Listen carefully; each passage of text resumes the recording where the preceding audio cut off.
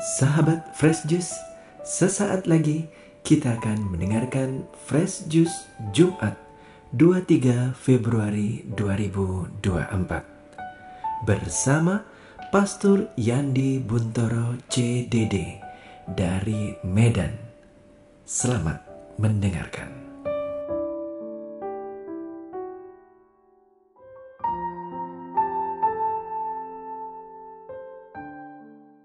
Halo, jumpa lagi dengan saya, para pendengar dan pewarta Daily Fresh Juice yang saya cintai. Saya Pastor Johannes Yandi Buntoro CDD, di tempat tugas saya di kota Medan. Injil kita pada hari ini diambil dari Injil Matius, bab 5, ayat 20 sampai dengan 26.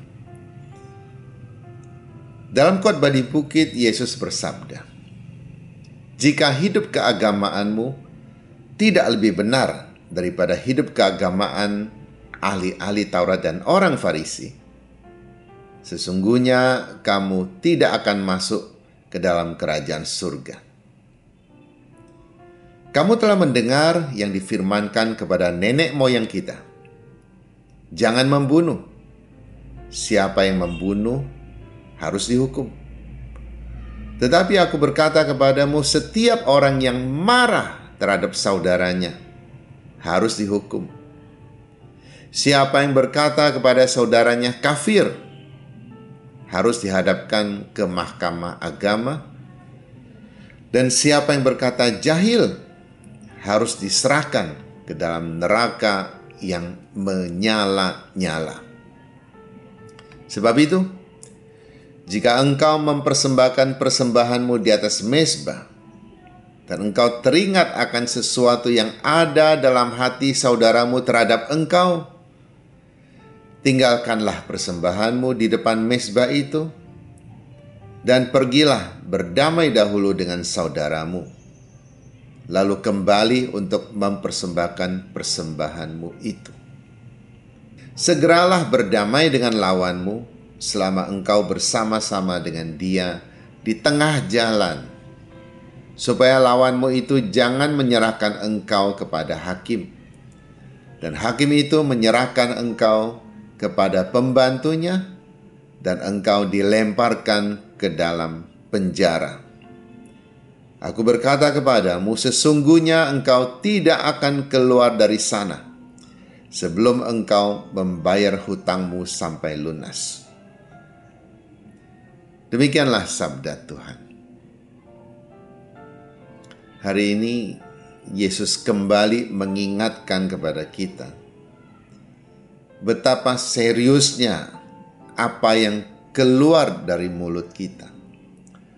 Bahkan ketika orang lain membuat kita marah pun, kita tidak boleh memarahi dia dengan kasar atau menyakitkan hati. Kecewa atau marah tentu saja boleh, tidak ada masalah. Yesus juga marah kok. Kita lihat bukan dalam Alkitab. Tapi memarahi orang sampai menyakiti hatinya, apalagi menghakimi dia, apalagi mengata-ngatai dia dengan sebutan yang buruk, ini sama saja dengan melukai hati Tuhan yang menciptakan orang itu. Misalnya saja ada seorang rohaniwan, bahkan dia juga adalah dosen, dengan santainya dia mengatakan tolol kepada seorang pejabat. Mungkin pejabat itu tidak mendengar, tapi saya pikir mendengarlah, karena di media sosial pasti orang menyebar-nyebarkan itu. Rakyat yang mencintai pejabat itu akan merasa terluka hatinya, akan merasa orang itu tidak benar. Karena mengatai orang dengan kata-kata yang buruk itu sama saja dengan memberi hadiah kepada orang, tapi orang itu bisa memilih untuk menerima hadiah itu atau menolaknya. Kalau menerima, maka tentu akan sakit hati, tentu akan terluka, atau mungkin akan merencanakan satu balas dendam. mengata-ngatai balik. Tapi kalau hadiah itu tidak diterima, maka hadiah itu kembali kepada si pemberi. Jadi siapa yang tolol, siapa yang kafir, siapa yang bodoh, yaitu orang yang mengatakan itu. Bahkan Yesus ingatkan lagi kepada kita, jika ada orang tidak puas kepadamu, maka engkau pun tidak layak atau tidak pantas memberikan persembahan kepada Tuhan. Tentu banyak orang tidak puas kepada kita. Tidak semua orang suka akan apa yang kita buat. Tapi kalau kita memang berbuat salah dan orang lain tidak puas pada kita, itulah yang dimaksud oleh Yesus. Kalau kita hidupnya benar dan orang-orang tidak benar mengkritik kita, menghakimi kita, menjelek-jelekan kita, bukan itu yang dimaksud oleh Yesus. Tapi kalau memang kita salah, maka memberi persembahan pun tidak pantas di hadapan Tuhan. Yesus katakan, tinggalkan dulu persembahanmu di mezbah. Berdamai dahulu dengan orang itu. Dan jika engkau mempunyai masalah dengan seseorang dan kalian harus masuk ke pengadilan, sebelum sampai pengadilan ada baiknya kalian berdamai dulu. Lebih-lebih jika engkau memang salah. Karena kalau pengadilan itu adil dan benar, maka orang yang salah pasti dihukum. Bagaimana supaya bisa terluput dari hukuman? Berdamailah. Kalau yang menuntut engkau sudah mencabut tuntutannya, ya sudah selesai. Saya tidak mengajarkan orang untuk berdamai di jalan kalau ditilang polisi. Itu lain lagi. Itu adalah tindakan untuk memperlancar urusan. Apakah itu benar di hadapan Tuhan? Tentu saja tidak benar. Apakah itu sungguh akan memperlancar? Sungguh akan memperlancar. Tapi kita pun akan jatuh dalam satu kesalahan. Jadi Tuhan mau kita hidup benar. Karena Tuhanlah yang menilai kita. Manusia suka memberikan nilai kepada orang lain.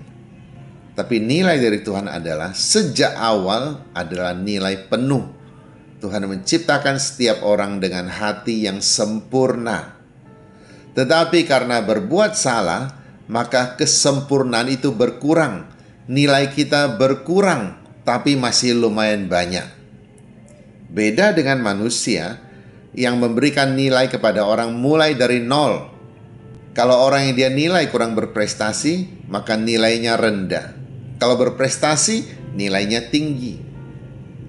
Tetapi nilai yang diberikan manusia tidak selalu tepat. Ada yang bahkan sangat tidak benar. Dan yang tidak benar ini tidak perlu didengarkan. Kalau Anda merasa nilaimu sudah berkurang di hadapan Tuhan, mari kita berjuang. Mari kita memperbaiki diri. Dan itulah yang perlu.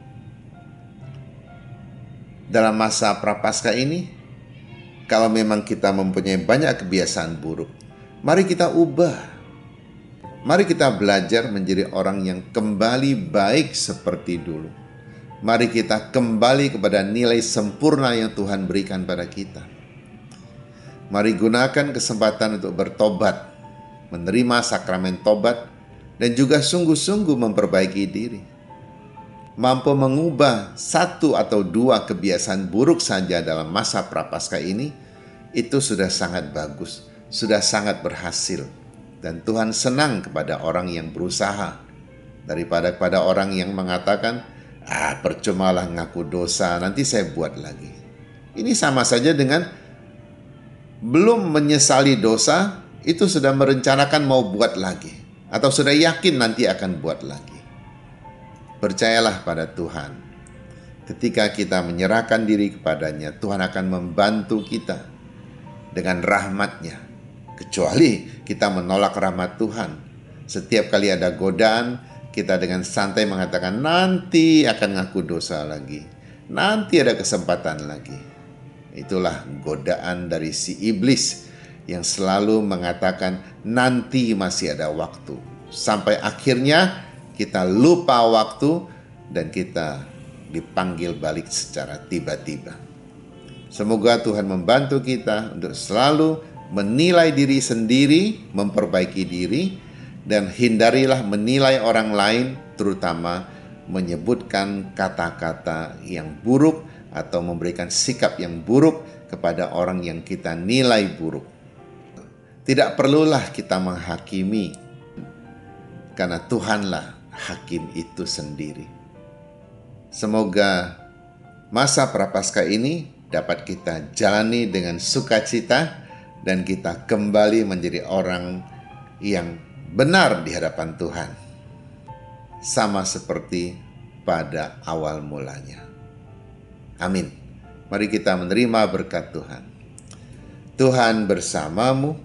Semoga Allah yang Maha Kuasa memberkati kita dan keluarga kita, Bapa dan Putera dan Roh Kudus. Amin.